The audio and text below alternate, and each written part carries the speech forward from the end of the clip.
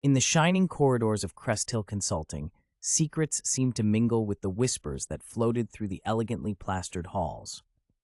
It was the kind of place where the carpets were plush enough to silence footsteps, and the walls glinted with the sheen of power and polish.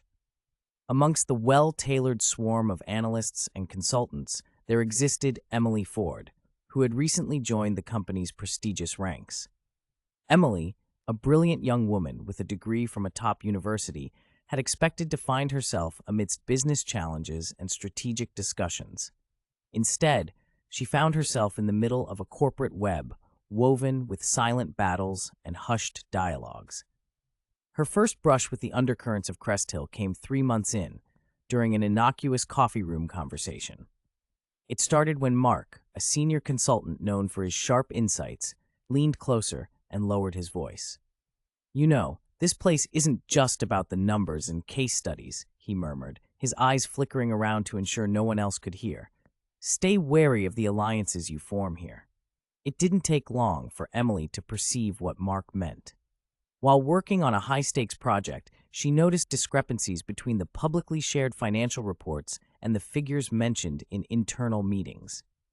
Her discovery was accidental, but it placed her in a delicate position. Her immediate superior, Sarah Jennings, appeared to be a nurturing mentor on the surface. However, Emily observed her discreetly maneuvering against other potential rivals within the company, subtly undermining them in ways that were not outright sabotage, but effectively curbed their progress.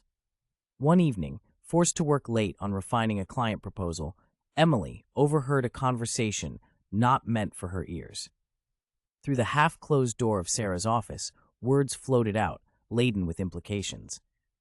Sarah was speaking to one of the firm's partners, and they were discussing ways to strategically edge out another top-performing manager to clear the path for Sarah's promotion.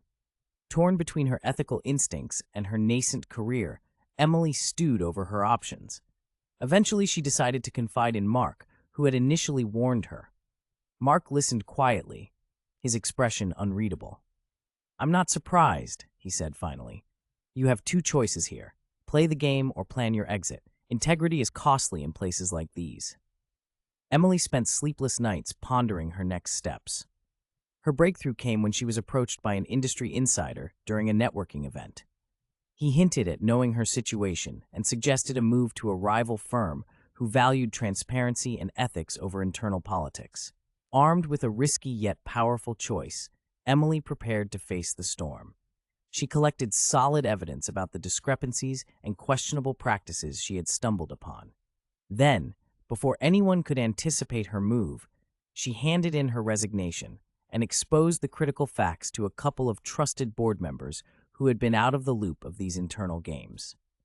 In her final week, as word of her findings and her impending departure spread, alliances within Crest Hill shifted visibly. Some scorned her, seeing her actions as a betrayal. Others, who had quietly suffered similar conflicts, respected her courage.